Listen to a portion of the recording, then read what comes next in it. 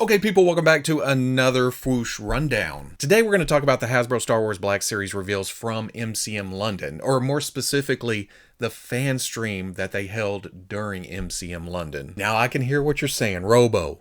Why are you talking about this on Tuesday when those reveals happened on Saturday? Because I am recording this on Saturday, directly after the live stream. The almighty YouTube algorithm demands that I keep the schedule.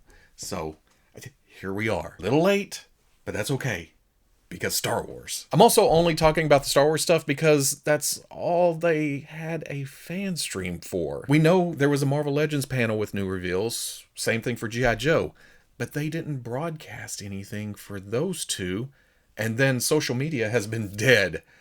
No new pictures, no promo, no nothing. So I'm keeping it to Star Wars, and then we'll come back on the weekly, talk about that other stuff. But most of all, I wanted to talk about this because it makes me so happy. Because at the same time that they were holding this live stream, the weekly went up. And there I talked about how lackluster the Star Wars Black Series reveals at the 1027 event was. This ain't changing that fact, because, yeah, they were just kind of,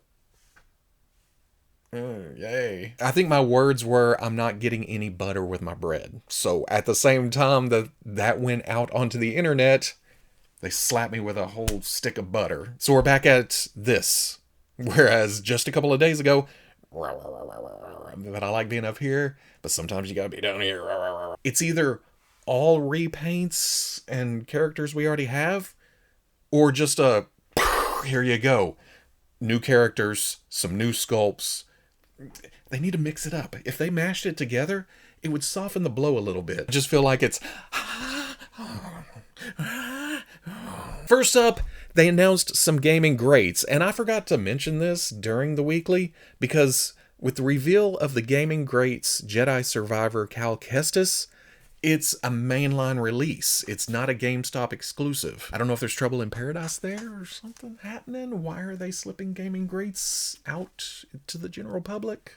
I don't know. And it's the same for these two. Today, they revealed Knights of the Old Republic Bastila Shan. And here's where I get some heat.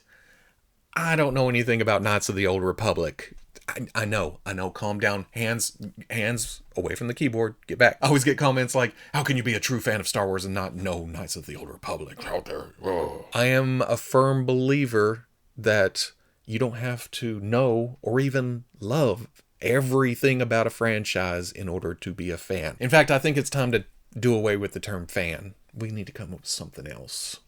Anyway, not knowing anything about Knights of the Old Republic, I can still appreciate a kick-ass looking action figure. And that's exactly what this is. A female Jedi, yellow double-bladed lightsaber, amazing costume work, the hair, the sculpt, the color scheme, everything. I love how the yellow complements the reds and the deeper reds, and especially the orange. It just works as an overall character design. They made sure to point out that the lower tunic parts, there's 4 panels, it's a softer plastic, and just looking at it, the way it gaps and everything, it's not going to get in the way of any deep crouches or high kicks. I love it. That's what it comes down to. I love it. But when you see a wish list and there's even the slightest mention of Knights of the Old Republic, there's Darth Malak. And again, no experience with this, no connection. I can look at this and know that he just walks into a room, kicks everybody's ass, wanders back out. Didn't even break a sweat. Am I at least close? That's just the feeling I get from the figure. First glance, I thought, oh no, the top torso is a different plastic, so the shades of red are off. But then I realized that's an armor piece, right? It's a piece of slightly brighter, shinier armor over the ribbed sleeves, sweater, tunic thing. Heavy boots. Yeah, that just completes the look. Well, okay. I think what completes the look is both the metal collar and the trap jaw, the barren underbite. They mentioned something about it opening and revealing his face and kind of hinted at what that may look like. But I'm going to attempt to not look that up before I actually get the figure. I want to let the plastic do the talking. Reveal to me your secrets, action figure. The color scheme works right into the lightsaber again. Soft goods cape. Again, it's just a good design. I'm more than happy to get this in action figure form. Oh, and I completely forgot that they go up for pre-order November 1st, which is today. That's when this video should be scheduled. So look how timely I am. Next up, my personal favorite, not just because it's a Stormtrooper, but it's continuing that Scar Squadron team. Oh man, I want Hasbro to finish all this. And getting Mike, that was what I was hoping for, because unique helmet sculpt. I customized Misty because it's just a Stormtrooper with a poncho and a gun.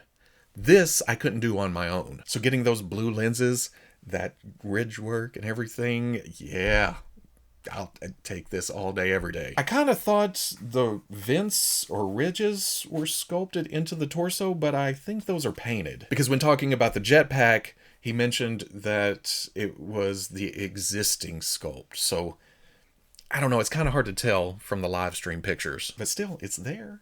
Speaking of that jetpack, it's designed to not have a peg, so if you have it off the figure, there's no hole. It's meant to fit over the old record and pause buttons. And then the jetpack extends out on the sides. It's got an action feature. Well, okay, not an action feature, it just has action to it. And then he's reusing the Sergeant Creel heads-up display on his arm. So, yeah, Scar Squadron.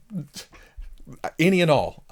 Give me all of them. Well, okay. I did say all new characters and some new sculpts and stuff. We have had Dr. Aphra before, but this is a different look. And that wave she originally came in is hard to get at this point, isn't it? Seems like it came and went super fast. The body is reused from the first Aphra, which itself is reused from Jaina Solo, but I can't complain because, honestly, that's one of the best female bodies in this line. Yeah, it's a flight suit, it's got bagginess to it, but that lower hinge in the abdomen with the upper dumbbell joint gets so much movement. And even though well, okay, it's not going to matter here because she has new arms, but on the original figure, even with a single elbow, it got some range to it. I'll have to wait and see what the jacket arms do here because there's thickness to it. Those seem to be new, along with the jacket overlay and then the scarf, but it's a good look for Aphra. Kind of hard candy shell because of that, but the overall look, I may like this more than the first one. Or am I just talking myself into a new action figure, a new version of a character? Oh, the trials and tribulations of being a toy collector. It looks more rugged, I guess, overall. The brown, the leather, and then the red shirt standing out from the rest. Yeah, again, it's a good look. And then we get to this one. I said Mike was my favorite. This is a close second. Mara Jade. That's been on a lot of wish lists for a long time, including mine. I've had a custom planned forever, but mine would have turned out to be, oh, well, that's a Black Widow head on a black costume body. It looks like Mara Jade, but it also looks like Black Widow. This is Mara Jade. Again, it's reusing that Jaina Solo body. Again, amazing articulation, while being nicely integrated into the sculpt. In fact, if you go back to that review, and I popped it off the shelf a minute ago, it's hard to even see that hinge is there, but it works so well. She's got new arms that are fully bare. She's got, of course, the new head. Like I said, this is Mara Jade. That cocky smile, that hair sculpt, it completely works. Got the scarf, have the leather bands around the shoulders that work into the gun rig, tying top to bottom. Then the black undersuit.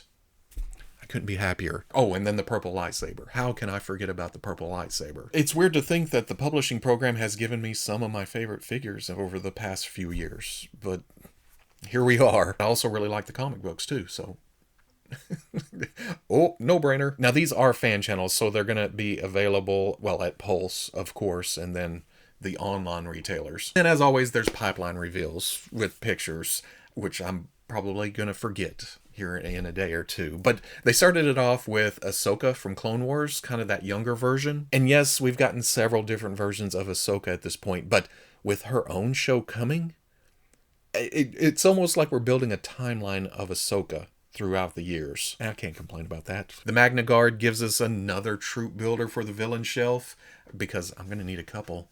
A robot type character with some purple electric. You know I'm there. Phase 2 Clone Trooper. If you had told me that we already had this, I would have went, oh yeah, well, I think we do have it. Oh yeah. But I guess we don't. So getting this on the new body, which I really, really like, I'm down because I like the Phase 2 helmets more than the Phase 1. Then there's Bad Batch Season 2 Omega. And again, my memory. When they showed that, I thought, did I miss Season 2 or did I watch it? But it's not out yet. I watched the trailer. It's been a while. I need to watch the trailer again. See what the overall look of Omega is there. It's going to be some reuse, especially that bow and arrow. Maybe the body, or is she going to be bigger? That torso looks different. Maybe have some overlays. The heads, definitely got to have a new sculpt. So yeah, exciting stuff, which I like way more than going, yup, there that is again. Like I said a minute ago, they got to mix it up. Give us some highs along with it, and then meet us in the middle. We can meet them in the middle. Even then, I was hyper focused on the 1027 reveals, forgetting that I've got Ayla Secura on pre-order. There's some Andor characters. There's some Obi-Wan stuff coming. I tend to, oh, what's right in front of me? Show me a shiny. Oh, that ain't shiny. More shinies? Cool. And this was definitely a group of shinies. I'm ready. And by the time this is shown, the Marvel promo images may be out there. Same for G.I. Joe. I'll come back around on the weekly, talk about those. Probably touch on these quickly again, but I wanted to get it out there. If you enjoyed this rundown, comment, like, subscribe. I gotta lean out here, but I'm gonna bring the mic with me. Much love to the plus. If you're interested in seeing videos early or in a position to help out the channel, patreon.com. But wherever you may be watching this, I'll always catch you on the Fwoosh. Hopefully right about now, I'm trying to get into Rise of the Resistance. I've rode it once before. I gotta ride it again. Whew.